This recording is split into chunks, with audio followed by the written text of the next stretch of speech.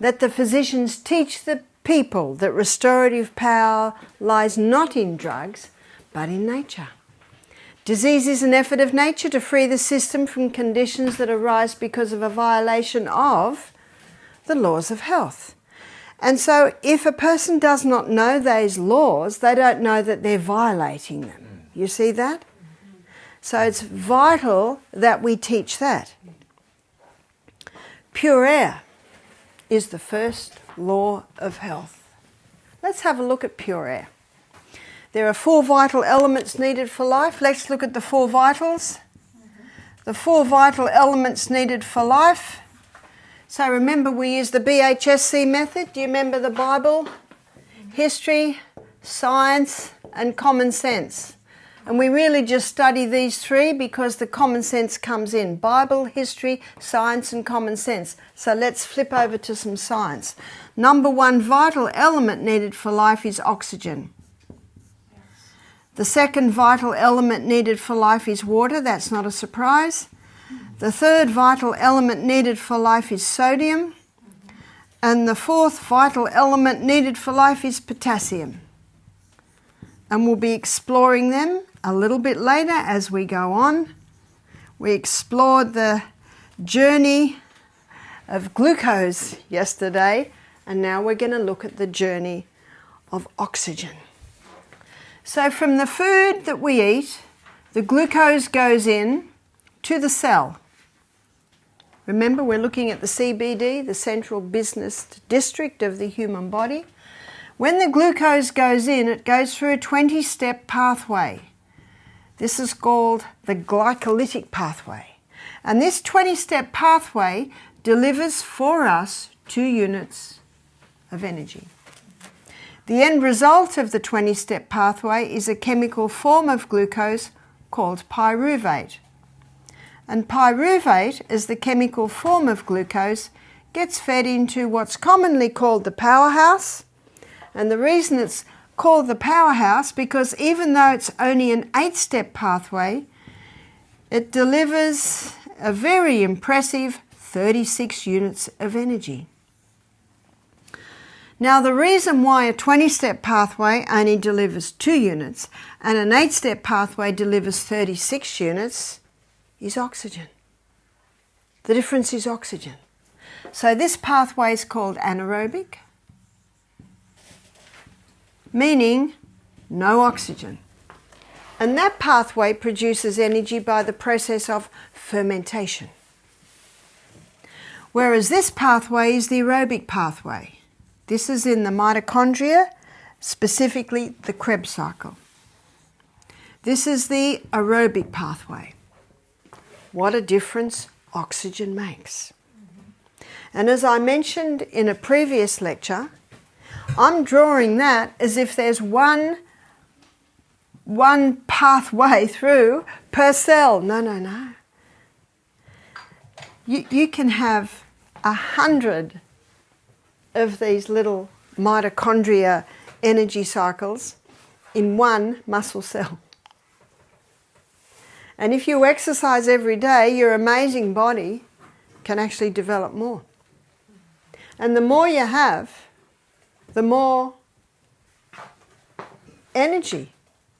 But what really is the biggest determinator of energy is oxygen, as you can see.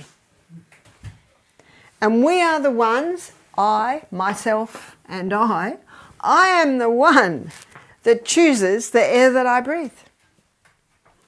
I am the one that makes the decision on how much oxygen's going into my body. But many are sick through ignorance, not realizing the very things that are influencing the oxygen going in. So that's what I want to look at now. Let's make a list of the effect of oxygen in the body. Oxygen. Now these terms I have taken from the writings of Ellen White. Oxygen vitalizes. Oxygen invigorates. Oxygen electrifies. Now that's how you're going to feel when you have enough oxygen going in to get down to there. That's impressive. Now there's a name for lack of oxygen. It's called chronic fatigue syndrome. Is that right?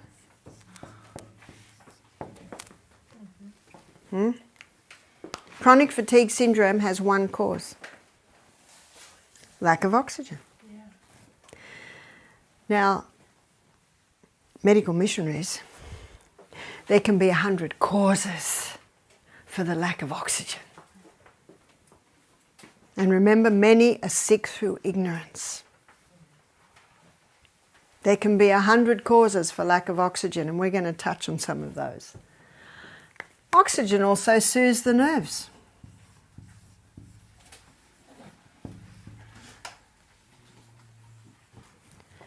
So if you're feeling a little uptight, breathe deeply. And with every breath, say, thank you, Father, for what's happening to me right at the moment. Thank you. Thank you. Did you know that God is a solution God? No matter what you go through, He has a solution. There hath no temptation taken you, but that which is common to man. But God is faithful, and what will not tempt ye above what ye are able, but with that temptation He'll make a way of escape that you may be able to bear it. Is that right? Yeah. So when I was in Frankfurt, about to fly to America, and they said, no. I said, no.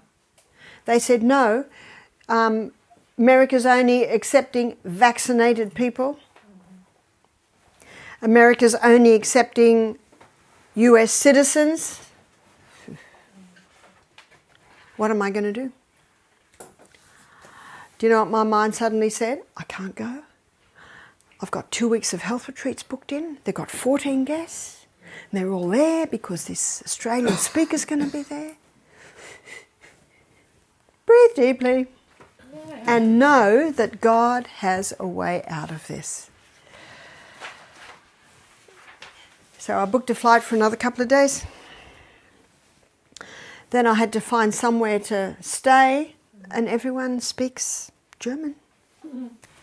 And I don't know where to stay. But you know what? God is the solution. Breathe deeply, a bit hard with the mask. Open the mask, breathe deeply. And something happened. And I just want to share this with you to show you, because often when people are stressed, they're lacking oxygen. They forget to breathe deeply when they're stressed. So I went and got in a taxi. Taxi said, I said to taxi, can you take me to a hotel? I can't do that, that'll take hours. No, you get out, go and find someone who'll tell you the hotel. Do you know, I was really glad of a mask, because I've got a, release valve. It's called crying. So I just cried when I got out. Went and sat in a corner. It's really good, the mask, no one knows. Okay, my release guides happen. What do I do now? Now, something had happened an hour before. I knew I needed food, and in Germany they have sourdough spelt, rolls, salad, great things. And just as I'm about to buy, there's a lady in front of me. And she got a whole lot of stuff. She's about 35, and she speaks English, and the man behind the counter did. And she gave a brochure. He said, I can't, a voucher, I can't accept this. She said, but Lufthansa said I could. He said, no, it's not filled out right. You'll have to take it back. She said, but my pickup's coming in 5 minutes. So I said, how much? 20 euro. 20 euro, yeah, 20 euro. Wouldn't you do that? Do unto others, it's the golden law. Just do it, 20 euro. He looked at me, she looked at me, I said, and you've got a mask on, but you can smile with your eyes. That's right. I said, I've been there before. She's looking at me. She got her food, he took the money. So that had happened an hour before. And think anything of it, that's what you do. So I'm sitting there thinking, breathe deeply, how do I find a hotel? And then I looked at that man, and he could speak English. So I went over to him, I said, excuse me, can you help me? And I found if you say that to a man, remember they're the warriors, and you're a defenseless little lady. And he looked at me, and then more people came. I said, I'll wait. I stood back. He got someone else and he said, yes, what is it? I said, I can't go to America. I've got to find a hotel. I don't know how to. Okay. Found me a hotel. What price? Not too much, not too little. Yeah, I've got a price. Rang them up straight away. Yep. Barbara O'Neill, 2 nights, yeah. Went outside, got me a taxi, put me in the taxi, said to the taxi driver, take her there. That's where she's going. Praise God. Is God good or what? Yeah. And what a potentially scary situation. You're in a country you don't know anyone. Well, I do know some people, and I did ring them up, but they were climbing the Waldensian Mountains. God has a solution. But you know what you must do? Breathe deeply, because what does your brain need right at that point? 36 units of energy. 36 units of energy. I said, thank you so much. Do you know, I'd like to tell you that I think that made his day. Isn't doing good for others an excellent remedy? Yeah. Why do you think he helped me so much? Do you think it was that I paid for that lady? We never know where anything's going to lead, do we? We never know where it's going to lead. Breathe deeply. So one of the causes, chronic fatigue syndrome, can be the person stressed out.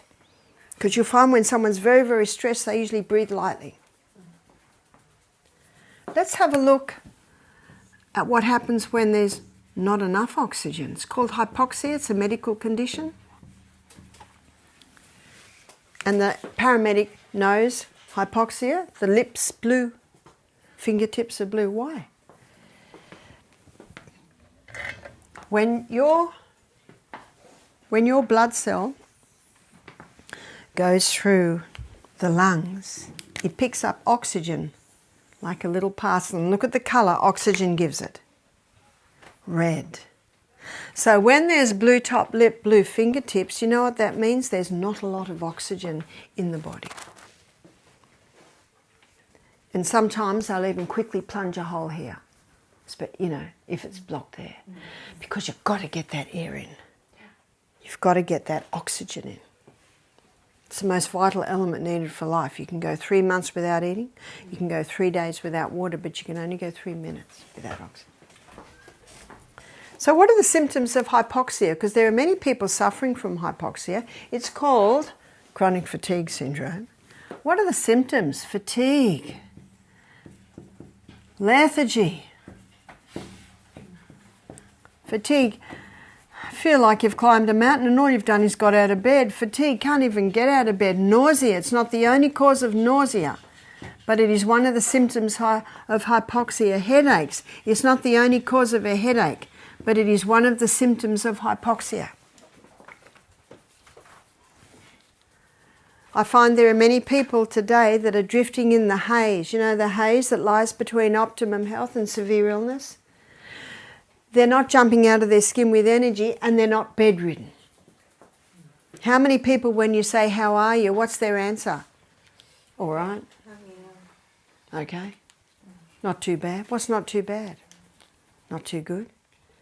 And if you ask someone, how are you, and they said, fantastic, how many people would say, what's wrong with him?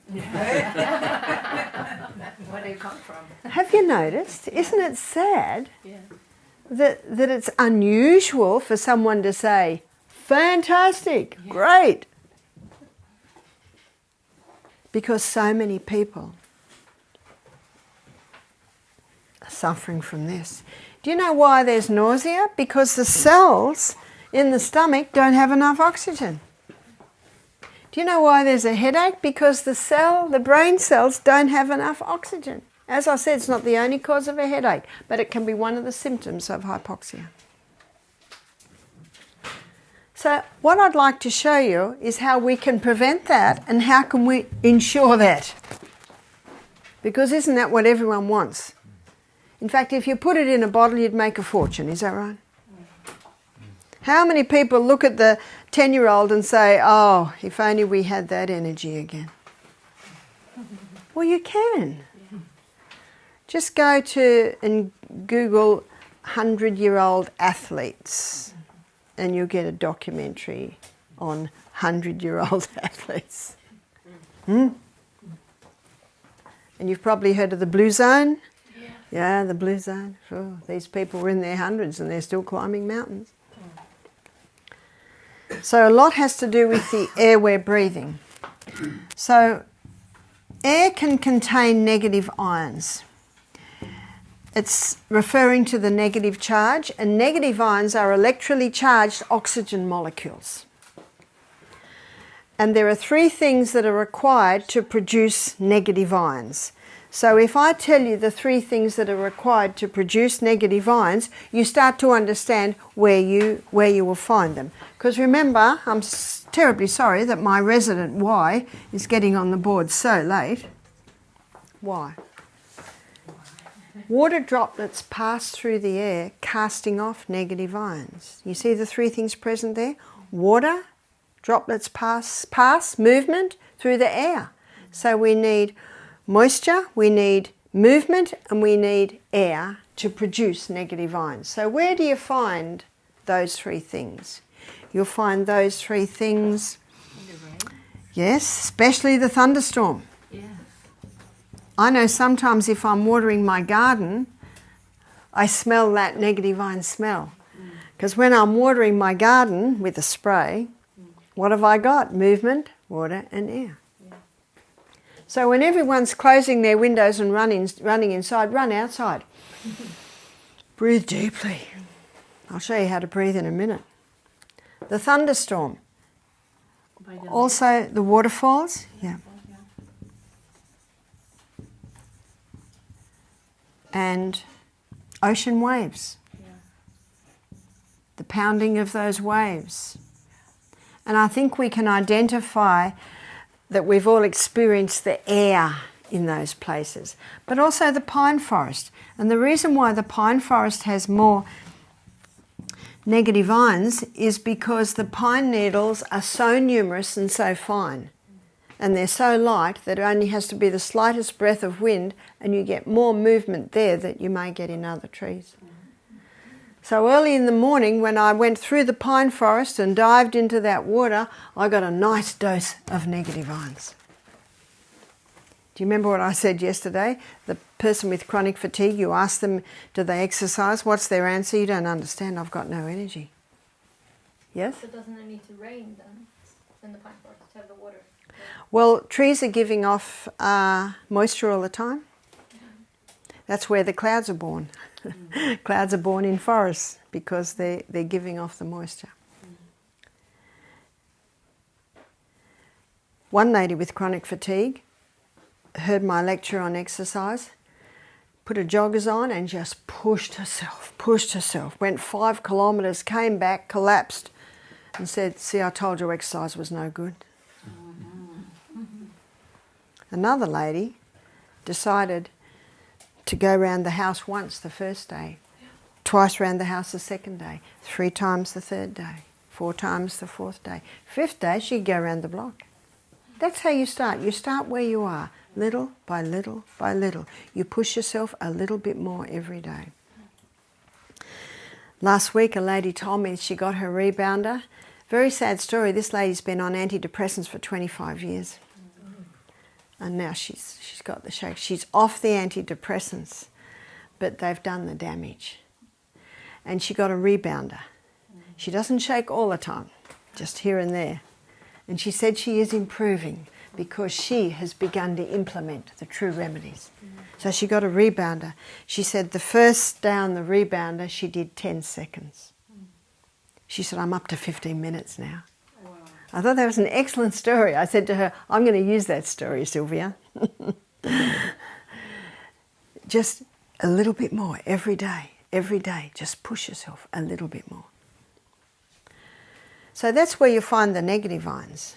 Where do you find the positive ions? Now the positive ions have the positive charge, so they're the bad guys, and there's more carbon dioxide in their molecule than oxygen. So you will find the positive ions before the thunderstorm. What's the air like before the thunderstorm? It's heavy, isn't it? Yeah. And if someone's got arthritic joints, they'll say, oh, the storm's coming, my arthritis is hurting. It's because the positive ions have a depressing effect on the serotonin in the brain, which can increase inflammation. But you ask the person with arthritis how they feel once the thunderstorm hits. You'll find the relief, that's right. Positive ions are also found in the city. In the city you've got a lot of people who are all breathing out carbon dioxide. Carbon dioxide is the gaseous waste that comes out from the combustion of glucose and oxygen in the cell. You've also got some people who are smoking. Cigarette smoke particularly gives off another gas called carbon monoxide. And carbon monoxide is a dangerous gas to humans because carbon monoxide, when it comes to the blood cell, it forms a tight union. So if someone's breathing in carbon monoxide and oxygen, can you see what's going to grab the blood cell first? Oxygen on the red blood cell, well, on the blood cell making it red, is an unstable union. And it's an unstable union so that it can drop the oxygen again quickly in my brain, in my toes, in my pancreas. Whereas when carbon monoxide comes on, it forms a tight union. Where else will we get carbon monoxide? Where else we can be exposed? Is cars? The car fumes? I always question the wisdom of people jogging in the city on the side of the road because they're breathing in a lot of carbon dioxide. When I was teaching in the Bronx for 2 months, I found a park. They'd say to me, Sister Barbara, you be careful of that park. The drunks are in the park. A lot of people didn't walk because of this, fear.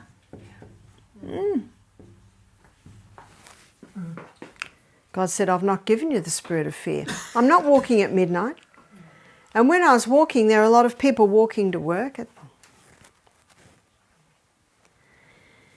If we entertained fear, we wouldn't do anything, would we?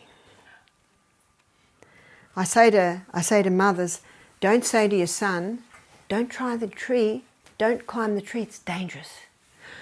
Don't go on that jump on your bike, it's too dangerous, you might get hurt. Because you know what boys love? Danger. And if you say don't do that, it's dangerous, that's exactly what they want to do. So when my kids were on the jumps or climbing the trees, I just looked the other way. Because you know what's happening now? So many are saying, don't do that, don't do that. Come inside and just play games on the computer. I tell you, there's far more danger there. They break a leg, it'll heal. But what happens in there hardly ever heals.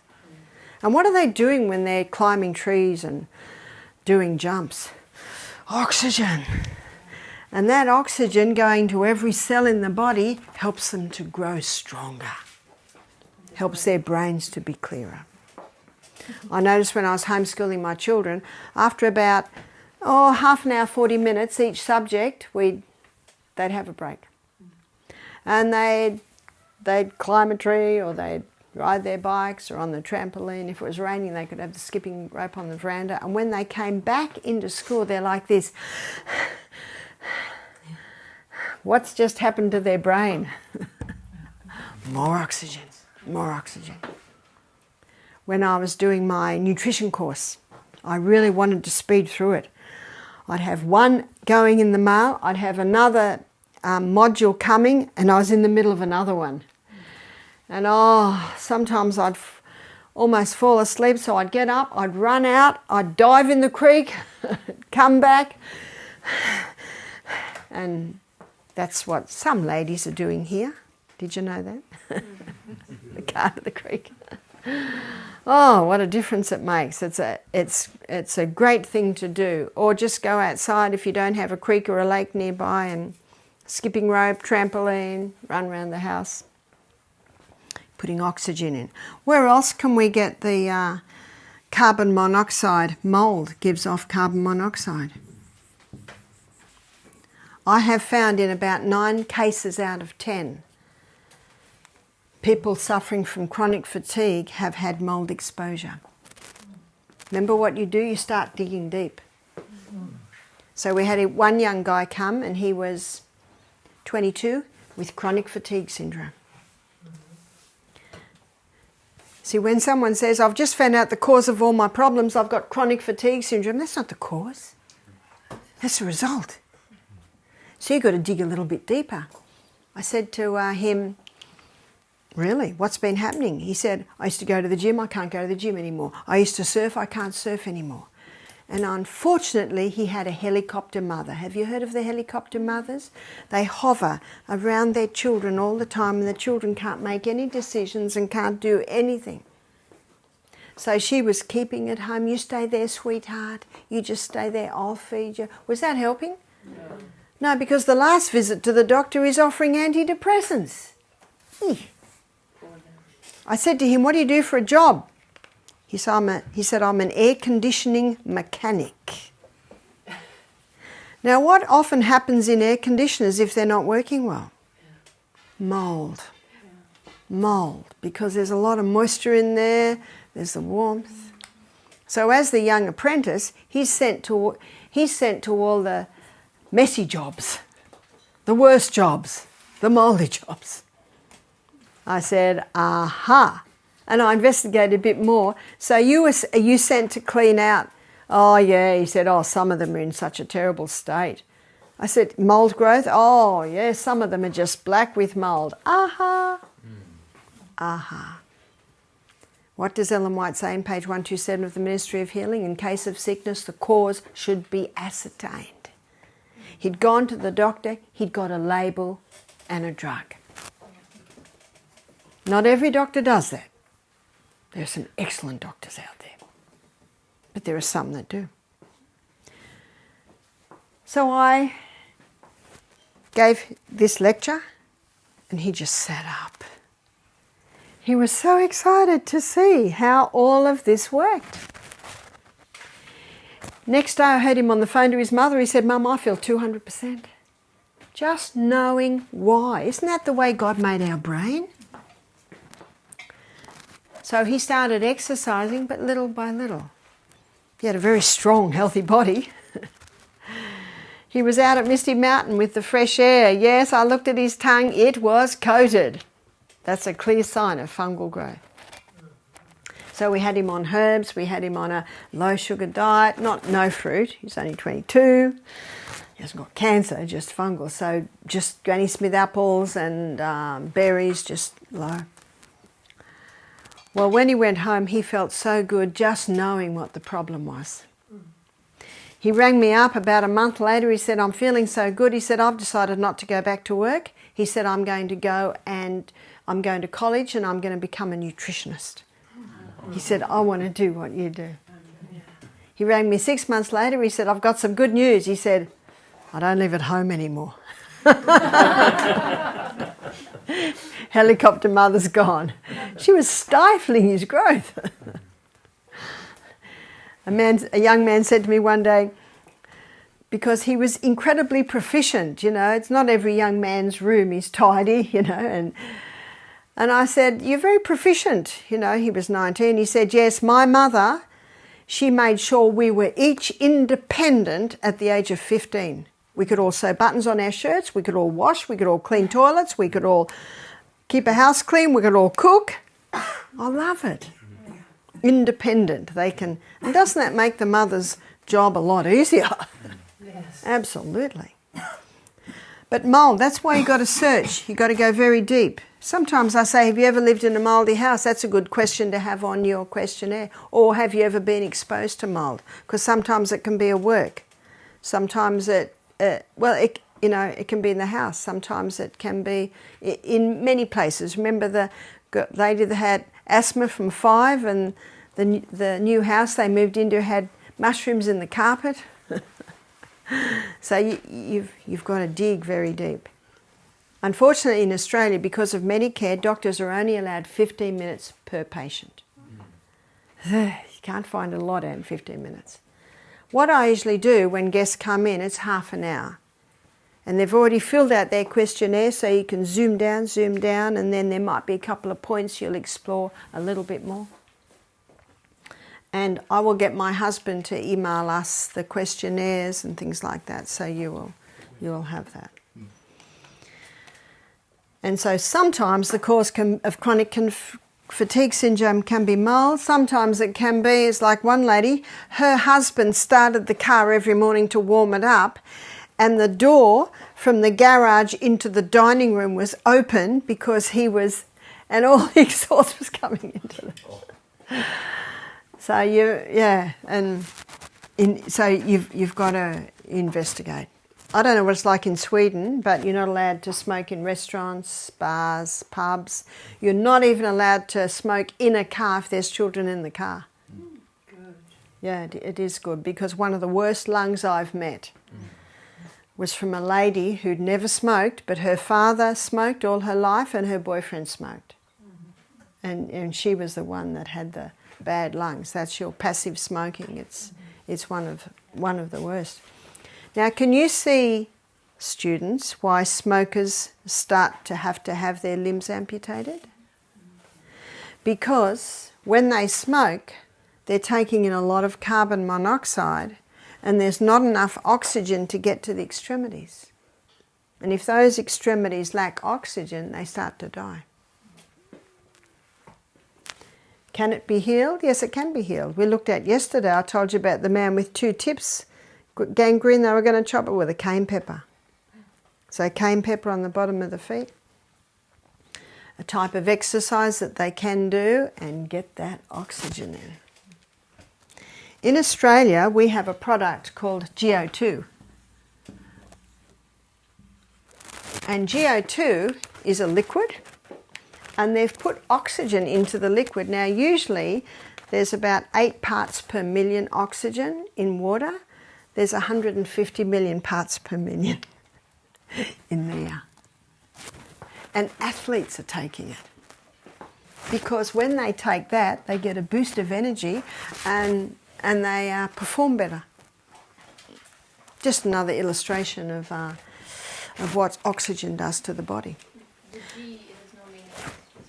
Pardon? The G, what's that in the name? Do you know, I can't tell you. I can't tell you. We just know it as GO2. And you can see why the hyperbaric chamber is effective. Because Henry's law states that under pressure, more gas goes into a liquid, and that's basically the theory behind the hyperbaric chamber. Under pressure, oxygen is pressurized in, goes into the body. And we get some people coming out and they say, I just walked up the hill. I've never been able to just walk up the hill. I've done it once. And after all my 8 months travelling, I decided to do what I had never done before, and that was a 10-hour program as an attendee. So I did a hyperbaric chamber. I fell asleep within minutes, and I woke up and thought I'd been in there 1 minute, and I'd been in there 1 hour. Whoa, I slept incredibly deeply in the middle of the day. Soothes the nerves. Another way that oxygen can be prevented from going in is the way that we breathe. Many people today are high chest breathers, only breathing up here. And when they only breathe out there, the bottom part of their lungs is actually almost not in use. So what would cause someone to be a high chest breather? Slouching.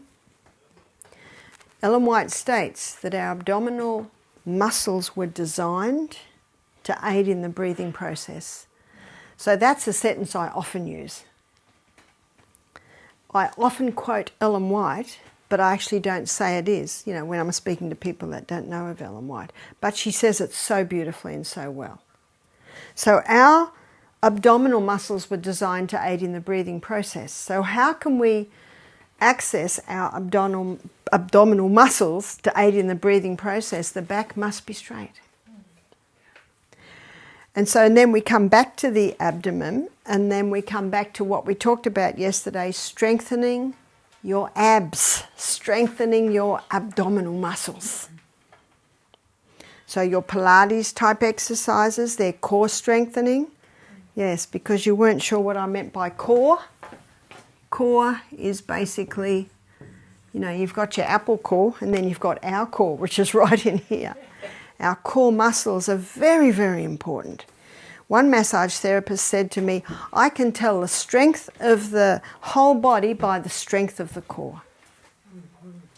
And when you lift, you keep that back straight, you bend your legs because you're going to lift with your thighs and engage the core.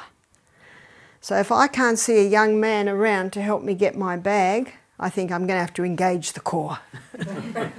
I engage the core and take all the weight there. Did you ever wonder why God made this the biggest muscle mass in the body? Why he made that the longest bone in the body? It's so that we lift with our lift with our thighs. There are many a sore back because of this hunching. So keep that back straight. When I was in the Bronx, there was a Jamaican man. He was about 70 and he was weeding. And you wonder, are there any weeds in the Bronx? Well, there was a little gap between the cement and the telegraph pole. And I watched him, and he had his back perfectly straight, bending right down, no bend at all in that back. That's the way to bend. I'm able to do much more than I could. Why? Because I do it a little bit more every day. Keep that back perfectly straight. And then when I was in Kenya, Africa, I saw quite a large lady, and their brooms are only that long, they're like strawish. And she was sweeping like this, and her back was perfectly straight. So practice helps to get that back perfectly straight and a strong core. So make sure every day you do something to strengthen those core muscles. And when you strengthen the core muscles, it will pull your spine into a more upright condition. Do you remember the quote I gave you from Counsel on Diet and Food? I think it's page 29, where Ellen White explains or describes the elements of a healthy body. The erect spine.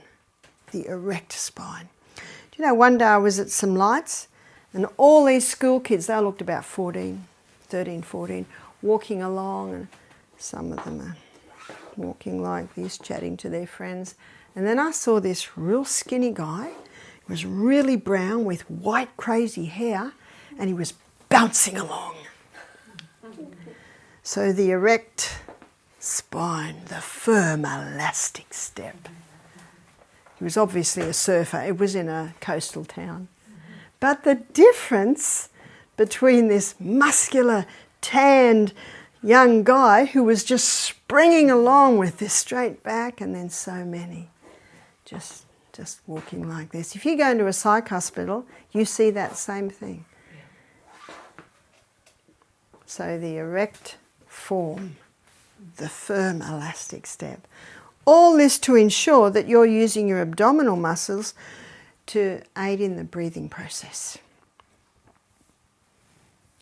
Your muscles in your spine are connected to your hip, your rib, other hip and rib, and back to your spine. So strengthening the core automatically pulls that spine into place. You didn't think we'd be talking about that when we talk about oxygen, because that ensures that you're using your abdominal muscles in the breathing process. So be very careful not to have tight pants, tight skirt, tight belts on, because that also inhibits your abdominal muscles in the breathing process. Are you familiar with Andrea Bocelli? He's a blind Italian opera singer, the most amazing voice. So I've never seen him, but I saw a DVD of a concert of his one day, and this is how he stands. He's standing like this the whole time. He doesn't move much, I guess he's blind, but he'll hold a note, and when you think he can't go any further, he'll go up to a higher note and go longer. Now, yes, that is training, but he's used this. Same thing when you speak. Now, remember this when you give lectures. If you speak here, if you speak like this, I'm speaking from my throat and my high chest, and it's not really easy to listen to me, is it? No. But if I speak from down here, if I speak from my abdominal muscles, I can talk all day with no strain. And you listen to newsreaders, especially women. Men have naturally low voices, but you listen to the female journalist, and she will be speaking low. She will be speaking from here. So be very mindful of abdominal muscles for your spine health, for your abdominal breathing, and also remember what that will do is that will get more oxygen into your lungs. So when someone's got chronic fatigue syndrome, not only do we need to assess the air that they're breathing, the home that they're in, but also animals in the home, especially in the bedroom, especially on lounges that are cloth and carpet. And I have had some people with chronic fatigue syndrome because of so many animals in the home. And one lady, animals in the bedroom. And I said, can we start with getting the animals out of the bedroom and maybe just in areas where there's wooden or tiled floor, because they don't give out pure air, and it's usually dogs or cats, and they're meat-eating animals, so the breath that they're giving out is not a good breath at all. Now, I have two friends who have vegetarian dogs. They've only ever given them vegetables, and they mix flour, water and a bit of oil together to make long sausage type things and put it in the oven, a really low oven, for 2 hours, and that's their bones.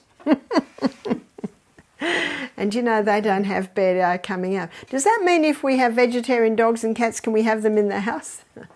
No, it is still not. You know, that's the dropping of the hair, there's what they're giving out. So that's what you're looking at, is the air that people are breathing. So often we have to check the house. We've got a series at our retreat, and it's called Is Your House Killing You? And I think there are about 5 DVDs. And SBS Television is one of the television stations in Australia. They did it for a series several years ago. And we show it to our guests, and wow, that's a real eye-opener of what's happening in your house, the state of the carpet. One family, they had twin boys, and one twin was rushed to hospital 3 times a week with severe asthma. And so they got the team in to look at the house, and they pulled up the carpet, and so there were 2 beds, you know, one twin was there and the other twin was there. The little boy that was sick, they pulled up the carpet, there was all black mould under the carpet. So you see, when the carpet's down, you couldn't see it. And because it was cold, they had the window shut. So what caused his asthma is the breathing in of the mould. So there are many areas you can see that you can go, because this is the most vital element needed for life. And lacking pure air, whether it be the air that they're breathing, whether it be poor posture, or whether it be that they're not exercising, because exercise is the most powerful way to oxygenate your body. Do you remember I gave you that piece of information the other day, which is an excellent piece of information when you lecture on this? Right now we're breathing in 500 mil, we're breathing out 500 mil. When you get to the top of the hill and you're breathing in very, very deeply, you're breathing in 3,600 mil of air, and you're breathing out 3,600 mil of waste. So that's a very important piece of information, which shows the importance of daily exercise. And helping people with chronic fatigue syndrome, start small. Little by little by little, work the body up to it. There's one other area, and we'll be covering this in a little bit more detail when we go on our journey through the gut, and that is poor digestion. So particularly when I talk about poor digestion, I'm talking about the stomach. And as you'll see as we go through the journey into the gut, you've got a whole lot of things happening in your gut. It's about 8 meters long. So there's lots of things happening. So when the stomach is not working well, and the stomach is where our protein mostly is broken down, and one of the reasons that the stomach may not be working well, so this is where you investigate. It could be the person's eating all day. It could be the person's drinking with their meals. It could be the person's having breakfast like a pauper, lunch like a pauper, and tea's the king and the queen together. So you investigate all of those things, and stress. Stress at the meal table, stress when they're eating. How many people grab something to eat and run out the door? That interferes with digestion. When we're stressed, the brain sends a message to the stomach, and the stomach stops making hydrochloric acid. Have you noticed when you get some bad news in the middle of the meal that you can't really finish your meal? So all of this affects the blood, and affecting the blood means that the oxygen uptake is not going to be as effective. I used to do a live blood analysis, and sometimes I would see this. And the blood should be like that. Now when that goes through the lungs, how much oxygen's going to pick up? When this goes through the lungs, how much oxygen is that going to pick up? Can you see the surface area that's been lost? And dehydration can cause this, but also poor digestion can cause it. And the way poor digestion can cause it is that you're getting a lack of peak nutrients, or the nutrients you should be getting into your blood, but you're also getting substances going into your blood that has an effect can cause this.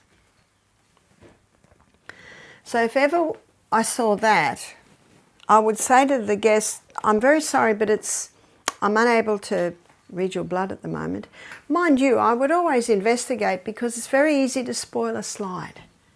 So if I saw that on the first slide, I would take another slide. And then I would take another slide. And once, 5 blood slides later, it still looked like this. So then I say to the lady, and this happened 9 o'clock in the morning, I said, have you had any water to drink today? She said, no. I said, what have you had today? She said, a banana and a cup of tea. So a cup of tea contains tannin and caffeine, and if sugar goes in, that's 3 dehydrating agents. And when we wake up in the morning, that's the most dehydrated time that our body will be in the whole day. And I don't know about Sweden, but in Australia, people usually wake up and the first thing they have is a cup of coffee or a cup of tea. But that dehydrates even more. And as you'll see when I speak about water, dehydration can manifest itself in so many different ways, in so many different people. What about a banana? Doesn't that have moisture? Well, it does, but your stomach needs water to make digestive enzymes to even break down that banana. So she was dehydrated when she woke up, and her cup of tea and banana, and she happily told me because she thought it was a pretty good breakfast.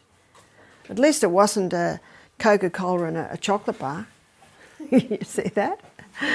And remember, you never judge. So when she told me, I just said, oh. Can't say right, because it wasn't really right. Can't say that's terrible, because I'm not the judge. And you will lose people. So I just said, oh. I said, did you know And then I explained to her what I just explained to you. She said, really? I said, yeah. I said, the first thing we should all do when we wake up, it should be by our bed, is water. But the best way to get it in is little by little. This is what I do. I have half a glass of water and a little bit of the Celtic salt. I go to the bathroom, have another half glass of water, pray, have another half glass of water. When I'm up to my second glass, have a little bit more salt. Get dressed, have another half glass of water, do my Bible reading. So usually I can have 3 glasses of water before I go for my morning walk.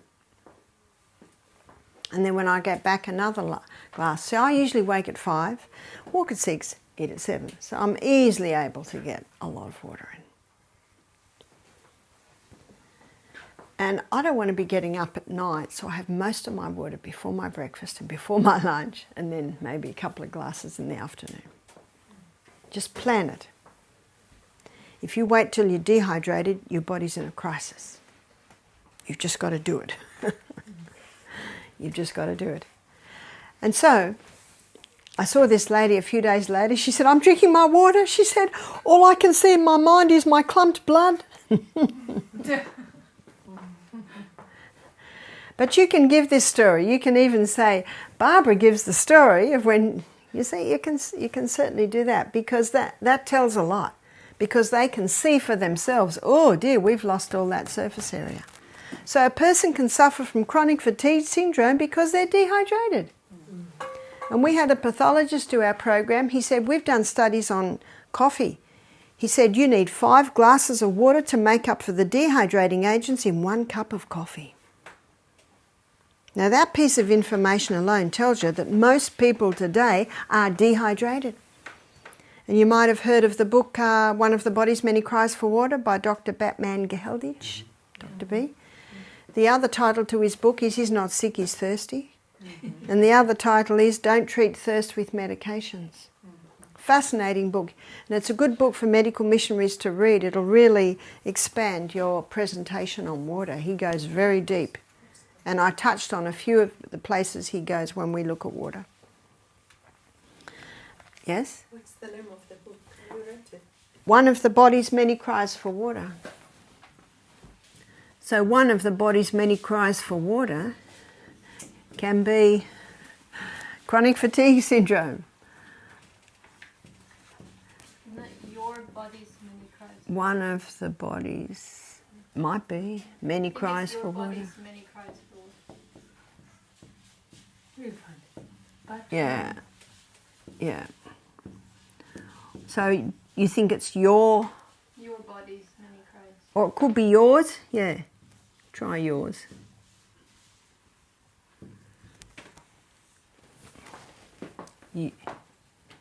Your your body's many cries for water. It could be that. Chronic fatigue syndrome is an effort of nature to free the system from conditions that arise because of a violation of the laws of health. But as I've shown you today, you can go big on showing air, the importance of pure air. So where's the devil going to strike? Pure air. How will he do that? He'll just get everyone to wear masks. Because what are people breathing in when they breathe in their masks? Their body's waste. I read a report by a lung surgeon, and he said, we believe that we're going to have a lot of lung problems soon because people are not breathing in pure air. the Yes? chronic fatigue syndrome will be coming as well. That's right, absolutely. There's going to be a lot more people. In fact, the people with wearing masks, at the end of the day, they've got it. They can't do anything. So isn't it interesting? Where has the devil attacked? Pure What air. are you suggesting then for people who have to wear the mask? Well, when I come back in, my husband doesn't want me to say this on camera anymore because I was certainly attacked severely because this lady from Ireland, I freely talked to her. And I told her about my mask that's full of holes. And it's got diamantes on it. So you actually can't see that it's full of holes. But they say that they have some chemicals in it, and if you put the holes in, we inhale the chemicals. I just know that when I've got it on, I can breathe freely. It doesn't inhibit. And in Australia, on the plane, it says no mask, no fly. So you have to wear one. But you might have another option.